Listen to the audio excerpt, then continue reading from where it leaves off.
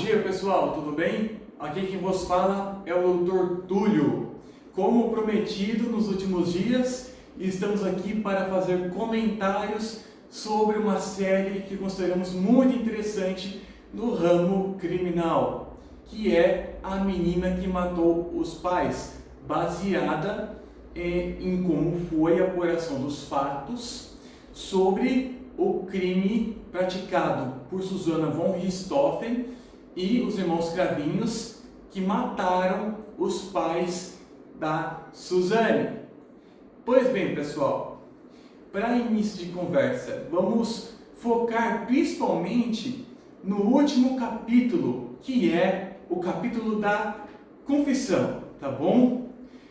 Antes de mais nada, nós sabemos, tá bom, que quando são gravadas novelas, séries, reportagens fictícias, né? São colocadas situações para mexer com o emocional do público, para encher os olhos, suspense no ar. E em um caso tão midiático como este, não poderia faltar isso. Então, sabe-se que muitas das coisas que foram colocadas lá podem não ter ocorrido no processo da Suzane e dos irmãos Cravinhos, no processo real. Mas e se tivessem ocorrido? O que aconteceria com esse processo? Pois bem, é isso que viemos comentar. Para início de conversa,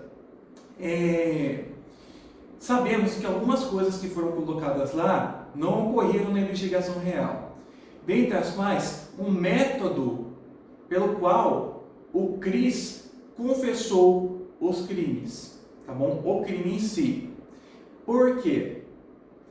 Porque vemos na série que foi feita uma pressão gigantesca em cima do Cris, que mexeu muito com o psicológico dele, a ponto de um senhor, aparentemente um dos delegados daquela delegacia, um idoso com bigode, né, já idoso, faz uma pressão exagerada, grande, em cima de Cris, a ponto de querer forçar ele a confessar, fazendo jogos psicológicos, falando, vamos fazer o seguinte, nós vamos aqui tomar um cafezinho e você pensa certinho no que você quer, depois a gente volta a conversar, tá bom?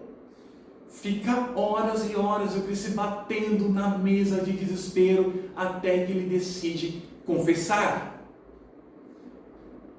Sabemos que não foi bem assim a realidade, porque a delegada que tratou do caso foi entrevistada no Linha Direta recentemente por Pedro Bial. E naquele capítulo, ela mesma mencionou que quando eles foram abordar o Cris com a moto que ele tinha comprado, ele já não ofereceu nenhuma resistência. Ele chegou a dizer algo como, eu já sabia que vocês viriam aqui e sabia que ia dar nisso.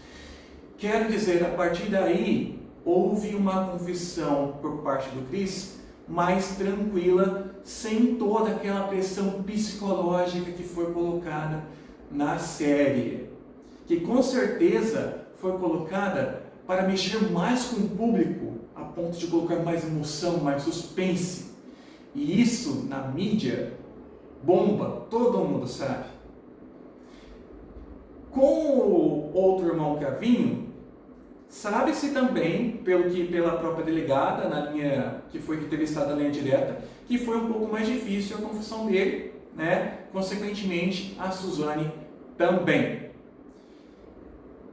Mas pergunto, pode toda essa pressão que ocorreu em cima do Cris? Pode toda essa pressão em cima do Daniel? Pode toda essa pressão em cima da Suzane? 3, 4 falando na cabeça dela, em volta dela, cercando ela na sala da delegacia, forçando a menina a confessar. Isso pode? Pessoal, se em algum caso real for provado que isso aconteceu, é caso de nulidade absoluta do processo, por abuso de autoridade. Não estamos aqui querendo julgar o peso das demais provas, até porque, principalmente por se tratar de um júri popular, os outros elementos que foram juntados no processo, mesmo que caso não houvesse a confissão dos três, poderiam sim ensejar na condenação dos três, tá? Poderiam, não vou falar que iriam, tá? Mas poderiam. Fato é que essa parte da série foi muito focada, até o título fala isso, em fazer com que os três confessassem. Houve uma pressão psicológica imensa. Não houve agressão física, com certeza, mas quem disse que precisa de agressão física para configurar abuso de autoridade? Pressão psicológica também entra, sabemos nisso. Não estou falando que no caso real houve. Estou falando o que aconteceu na série, que sabemos que é feito um jogo de emoções para capturar, fazer o público focar, conquistar mais o público. A questão é, isso pode nos processos criminais normais? Não, você não pode forçar a pessoa a falar o que você quer. Foi feita uma dinâmica nessa série, que por sinal foi muito boa, eu me interessei bastante, eu e minha mulher, tá? E gostamos muito da série, mas sabe-se que foi feita uma dinâmica tremenda, como se o processo todo dependesse da confissão dos três. E por isso, houve uma forçada extrema em cima disso, em cima da confissão. O Chris se batia na mesa, chorava por horas e só depois de muito tempo decidiu confessar. O Daniel, houve uma pressão exorbada sim, mas não tão grande quanto a do Chris e tampouco como a da Suzane. Porque da Suzane, na série, como eu falei aqui, 3, 4 apareceram em volta dela, praticamente forçando, induzindo ela a confessar. Não pode induzir depoimento da pessoa que está sendo ouvida. Não pode, a autoridade não pode fazer isso. É configurado crime de abuso de autoridade com pena criminal, pena administrativa para esses profissionais. Pode-se até discutir no ramo civil indenização por danos morais e nulidade absoluta do processo. Pode até começar a investigar de novo, pode até, só que do zero, com outro número de inquérito, outro número de processo e assim vai. Então, se seguíssemos a linha da série, se isso acontecesse na vida real, é caso de nulidade absoluta do caso. Não estou aqui defendendo Suzane, Daniel e os irmãos Calvinos, nem a atitude deles, embora eu seja advogado criminalista. Estou aqui para mencionar o que aconteceria caso o que foi implantado na apuração dos fatos na série acontecesse, nesse caso, na vida real e fosse provado.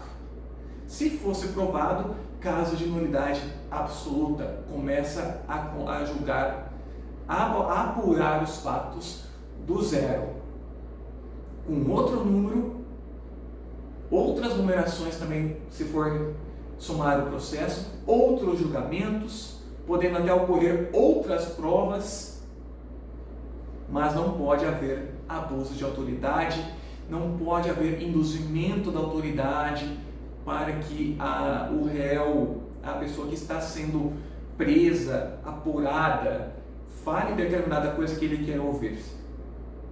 Tampouco uma pressão psicológica tremenda. Caso isso ocorra com você, porque infelizmente hoje em dia é fácil alguém denunciar a pessoa por crime que sabe que não cometeu, já fala, ó, eu não vou falar nada, vou exercer meu direito de silêncio. Ah, mas você tem que falar? Não, eu só falo mediante a presença de um advogado. Aí você indica o advogado que você quer. E fala que você quer ligar para ele. Eles dão um jeito de entrar em contato para esse advogado ir lá e você só é ouvida com o advogado. Você ganha um tempinho, inclusive, para conversar com a pessoa antes do depoimento. Tá bom? Pessoal, espero que vocês tenham gostado. Qualquer dúvida a gente fica à disposição, tá? Volto a dizer, a série foi fantástica, mexeu muito com o emocional meu, da minha mulher, que nós assistimos juntos, tá? E nada tira a credibilidade e o sucesso dessa série, tá? Inclusive, eu super indico. Só trouxe essas colocações e espero que vocês tenham gostado. E qualquer dúvida, seguimos à disposição, tá bom? Um beijo a todos.